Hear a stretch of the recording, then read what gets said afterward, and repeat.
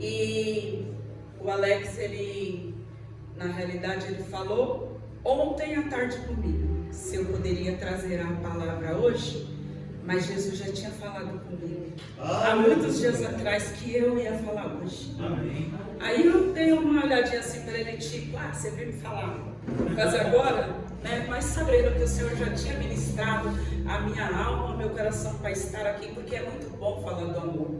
Amém. É muito bom falar desse Deus. Então, quando a gente tem a oportunidade de poder falar dele, é maravilhoso. A gente tem que ter aquele anseio, sabe? Tem vontade de ser chamado, de ser escalado, de fazer alguma coisa, de participar de uma obra de Deus. Isso é maravilhoso. E o Senhor colocou uma mensagem no meu coração, conhecida, vai cair caneta aqui. Amém. Só não pode sair a presença, né? Amém. E a palavra que o Senhor colocou no meu coração está em Lucas, capítulo 10. Palavra conhecida. E eu gosto quando a palavra é conhecida, porque a gente pode mudar o arroz para o feijão, que é conhecido de todo brasileiro. Uns querem do lado feijão, outros querem em cima e embaixo. Então eu vejo a palavra do Senhor, Ele muda tudo na hora que Ele quer e continua falando conosco, e o sabor é o mesmo. Aleluia. E nós vamos falar sobre uma família amada de Jesus. Lucas capítulo 10, o versículo 38, eu vou estar aqui lendo. E aconteceu que, indo eles de caminho, entrou Jesus numa aldeia, e certa mulher, por nome Marta, o recebeu em sua casa. E tinha esta uma irmã chamada Maria, a qual, assentando-se também aos pés de Jesus, ouvia sua palavra. Marta, porém, andava distraída em muito serviço. Então, aproximando-se, disse: Senhor, não se te dá de que minha irmã me deixe servir só? Dize-lhe que me ajude. E respondendo Jesus, disse-lhe: Marta, Marta, estás ansiosa e fadigada com muitas coisas, mas uma só é necessária. E Maria escolheu a boa parte, a qual não lhe será tirada. Amém, Senhor? Pela palavra. E ali eu coloquei um tema para essa ministração. Coloquei assim: encontro com Jesus traz alinhamento. Amém? Amém. E o Senhor me levou nessa história, e eu fico maravilhada quando a gente lê a palavra desse Deus vivo, desse Pai de amor. E quando você começa ali ler as pequenas palavras do versículo, e você vai ter entendimento daquilo, e você não vai só lendo, você vai entrando na palavra, e o Senhor vai ministrando, o Espírito Santo vai ministrando a sua alma, e você vai compartilhando de uma maneira que parece que você vive aquele tempo, vive aquela história, vive com aquelas pessoas, e ali no mesmo tempo você vai se identificando, e você vai se achando parecida com Marta, e de repente você está ali parecida com Maria, e de repente você surge como um Lázaro também. E isso eu acho muito lindo, porque é quando verdadeiramente você entende aquilo que o Espírito Santo quer revelar para a sua vida e a vida dos seus irmãos, dos seus amigos e daquele que o Senhor deparar na sua vida, no seu caminho. E é interessante que Jesus, ele estava ao redor da aldeia onde mora essa família, e a aldeia de Betânia, e o Senhor estava fazendo os milagres ali. O Senhor Jesus Cristo estava sendo muito conhecido nos arredores de Betânia, fazendo vários milagres, e o Senhor tinha como amizade a família de Lázaro. Então, eu coloquei aqui 3 encontros de Jesus com essa família. E o primeiro encontro que Jesus tem com essa família amada, uma família que Jesus, ele tinha um carinho especial, digamos ali, era um encontro da onde ele queria ali organizar alguma coisa. Ele queria fazer alguns concertos com esses seus amigos. E Jesus vai à casa de Marta. Marta o recebe ali. Jesus entra a casa e Marta vai fazer os seus afazeres, vai lavar louça, vai servir, vai preparar as coisas que ela tem que preparar, porque isso é uma característica de Marta. Ela é uma mulher muito proativa, muito organizada, uma mulher que se levanta para servir, se levanta para resolver aquilo que tem que ser resolvido, e ali ela já não importa com a visita, de ter um tempo com a visita, um tempo para ouvir Jesus, um tempo para sentar com Jesus, porque para ela organizar a casa e cuidar dos afazeres era a melhor parte. Mas para Jesus é importante que Marta fizesse tudo isso e deixasse uma casa muito bem arrumada, organizada, servisse bem? Sim, importante.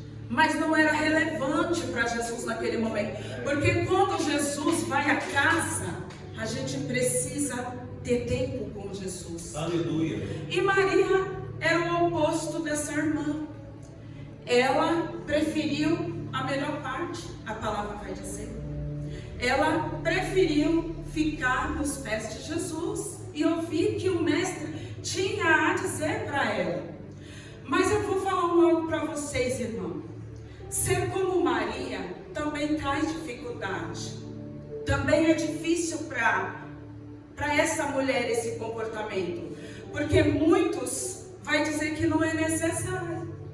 Vai dizer, poxa, mas você vai largar tudo para trás para ficar nos pés de Jesus, você não pode ajudar, você não pode fazer. Pessoas se revoltam também quando uma pessoa se prostra a ouvir o que o mestre, que Jesus tem a dizer. Sim. E é tão interessante e verdadeiro isso que Marta foi falar com Jesus. Então é um convidado. O convidado não pode nem se sentir à vontade no lar, porque um dos anfitriões da casa, Marta vai questionar Jesus. Será possível que o senhor não está vendo Maria aí nos seus pés com tantas coisas que poderia estar me ajudando? Jesus, Marta, Marta, não é necessário que você faça tantas as coisas, você está fadigada, você está distraída, só a necessidade de fazer um algo. E Marta continuou. Esse é o primeiro encontro de Jesus nesse lar. Se deparando com essa situação, duas personalidades diferentes. E Jesus vai observando tudo o que está acontecendo. E ali na sequência vem um segundo encontro com essa família. Só que é um encontro bem diferente. Um encontro com dor, um encontro com choro. Mas nesse segundo encontro, Jesus vai para fazer algo inusitado, maravilhoso, um dos seus maiores milagres ali. Jesus vai para ressuscitar o irmão dessas mulheres. Mas antes que aconteça isso, nesse segundo encontro, Marta e Maria estão aflitas com o irmão.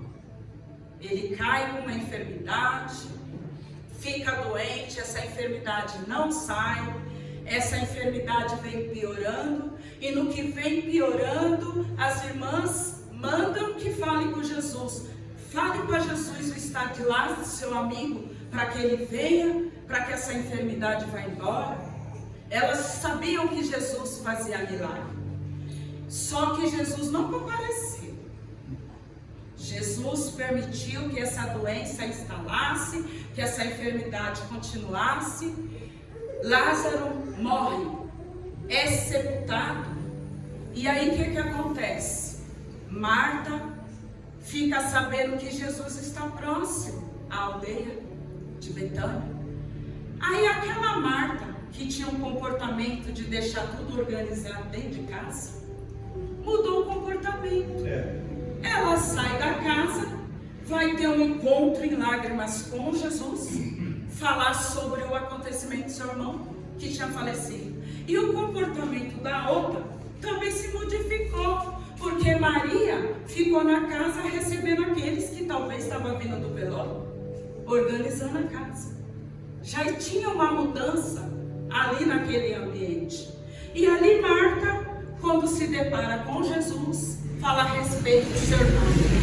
Jesus, acalmando o coração dela, falando sobre a ressurreição e a vida. E ela, não, eu sei, nós vamos se encontrar em tudo aquilo que ele já ministrava e já falava ali, ela sabia das escrituras. Mas Jesus falava, eu sou a ressurreição e a vida. Vamos até lá. E ali nesse segundo encontro, o que Jesus faz? Ressuscita seu irmão, ressuscita Lázaro. E aí vem outro mistério, um terceiro encontro com essa família. Só que esse terceiro encontro é algo tão maravilhoso, e Jesus sempre faz coisas maravilhosas. E ali naquela casa, no terceiro encontro, foi um momento de celebração. Jesus vai à casa, em vez de ser convida Lázaro para estar na mesa ceando com ele. Aquele que era morto ressuscitou, está na mesa conversando e ceando com Jesus. Marta não mudou em nada no sentido da sua servidão, continuou servindo. Só que teve uma mudança de comportamento. Aquela que reclamava, aquela que questionava, ela colocou a adoração no seu serviço.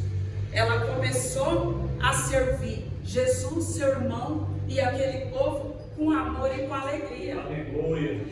E Maria colocou serviço na sua adoração. O comportamento dessa mulher também mudou, porque enquanto Marta estava servindo com alegria, com amor, sem questionar, porque ela aprendeu que faltava adoração. Porque quando você não tem adoração no seu serviço, você questiona quem não fez, você questiona quem fez, e quando você coloca adoração, você faz. Aleluia. Você não fala, você não presta atenção quem está fazendo ou não fez, se está certo, você faz a sua parte. E ali Marta, ela aprendeu a fazer a sua parte, colocando a adoração que lhe faltava. E no mesmo tempo, o que acontece com Maria? Maria, que só tinha aprendido a adorar, aprendeu a servir. Servir como, irmão Cristo? Com vaso de alabastro, com seus cabelos. Pegou o melhor que ela tinha, que era esse vidro com esse perfume tão caro, tão precioso, se lançou debaixo dessas mesas, quebrou esse vidro de alabastro, depositou sobre os pés de Jesus, pegou seus cabelos e colocou para servir. Olha a mudança dessas vidas dessas mulheres. E falando de Lázaro, ficou de boa nessa situação toda? Não, meus irmãos. Lázaro, bom amigo de Jesus. Jesus amava Lázaro. Mas Jesus, quando entra na nossa casa, Ele quer entrar na nossa vida. Ele quer entrar em partes que a gente não mostra para ninguém. Aquelas irmãs tinham suas dificuldades, mas também tinha ali seus adjetivos bons também. E o Senhor, analisando aquela família em amor, foi organizando tudo o que faltava ali. Mas Ele precisava fazer algo também no seu amigo. E o seu amigo precisava ser impactado pelo milagre de Jesus. Jesus permite a morte de Lázaro, mas Jesus também traz Lázaro para a vida, o chamando para uma realidade. E Lázaro ali senta com Jesus, senta para Jesus para dar testemunho do que é ser chamado por esse fiel amigo e verdadeiro. Ele não precisava de mais nada, simplesmente sentar naquela ceia e ouvir, conversar com Jesus, ter momento com Jesus ali. E o que eu acho lindo desse Jesus, algo que é o amor da minha vida e creio que é o amor da vida de vocês, que Jesus não precisou sentar o pau em Marta. Jesus também não precisou esculhambar a vida de Maria. Jesus só precisou fazer que elas entendessem na onde falta adoração. Uma faltava adoração no seu serviço, a outra faltava serviço na sua adoração. Jesus, ele não tira a essência de ninguém. Jesus, ele também não tira nossas características, mas ele vem para nossas vidas para endireitar, para trazer firmamento, para trazer conhecimento. Então nós temos que chamar esse Jesus para a nossa casa. Precisamos ter encontro com Jesus. Precisamos sentar à mesa com esse Jesus e perguntar o que falta em mim para mim melhorar. Jesus precisa andar conosco. Nós precisamos andar com esse Jesus também. Não limitamos essa graça desse Jesus na nossa casa. Jesus não precisou expor. Jesus não expôs a vida dos seus amigos. Muito pelo contrário. Ele se dedicou em voltar naquele lugar quantas vezes fosse necessário para que tivesse mudança naquele lugar.